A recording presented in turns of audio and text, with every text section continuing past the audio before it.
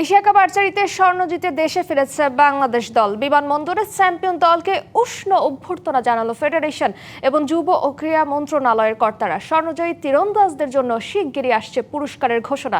এশিয়ার পর এবার বিশ্বমঞ্চে বাংলাদেশের পতাকা তুলে ধরার প্রত্যাশা জানালেন সংশ্লিষ্টরা।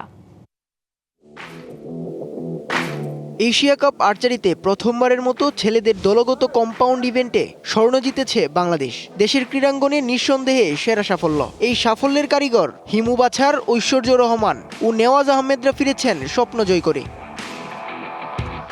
ভিয়েতনামিজদের স্বপ্ন ভেঙে স্বর্ণ জেতা আর্চাররা তাই পেলেন উষ্ণ অভ্যর্থনা। বিমানবন্দরে ক্রীড়া মন্ত্রণালয় এবং ফেডারেশন কর্তাদের দেখা মিলল। আর্চারদের ফুলেল শুভেচ্ছা জানান ওরা। স্বপ্নবাজ আর্চারদের দৃষ্টি এখন 2028 সালের অলিম্পিক। আমাদের সবার লক্ষ্য অলিম্পিক এবং কম্পাউন্ড ইভেন্ট। আপনারা জানেন অলিম্পিকে আগে ইনক্লুডেড ছিল না এবং 2028 সালেই প্রথম অলিম্পিকে চালু হচ্ছে এবং আমরা সবাই আশাবাদী কম্পাউন্ড টিম আমরা আরও বেশি ফোকাস হয়েছি আগে থেকে বেশি এবং আমাদের মোটিভেশনটা আরও বেশি এসেছে যাতে আমরা অলিম্পিকে অংশগ্রহণ করতে পারি এবং মেডেল অর্জন করতে পারি। অনুশীলনে আমরা আমাদের কম্পাউন্ড ইভেন্টে একজন কোচ যদি আমরা ভালো একজন কোচ পাই তা আমরা আরো ভালো করতে পারবো সামনে ইনশাল্লাহ। এমন সাফল্যের পর কোচের প্রত্যাশাও আকাশ সমান।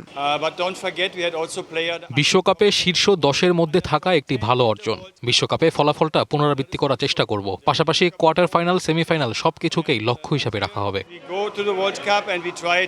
এদিকে এমন সাফল্যের পর আর্চারদের নিয়ে উচ্ছ্বসিত ফেডারেশন। তবে রিকার পুরুষ ইভেন্টে সাফল্য না পাওয়ার বিষয়টি ভাবাচ্ছে ফেডারেশনকে। নগদ নিয়ে এলো হার না মানা হার অফার। সর্বনিম্ন 10,000 টাকা রেমিটেন্স নগদে পাঠালে থাকছে স্বর্ণের হার জেতার সুযোগ। কম্পাউন্ড এখন রাইজিং।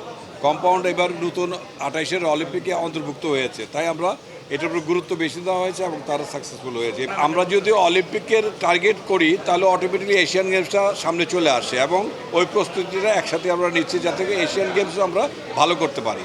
আমরা টার্গেট ধরেছি পদকের ব্যাপারে আমরা 32-এ যাব। আর্চারি সহ সকল ফেডারেশনকে আর্থিক ও অবকাঠামোগত উন্নতিতে কাজ করবে সরকার, জানিয়েছেন যুব ও ক্রীড়া মন্ত্রণালয়ের সচিব মাহবুবুল আলম। উৎস রশিদ, ডিবিসি নিউজ, ঢাকা।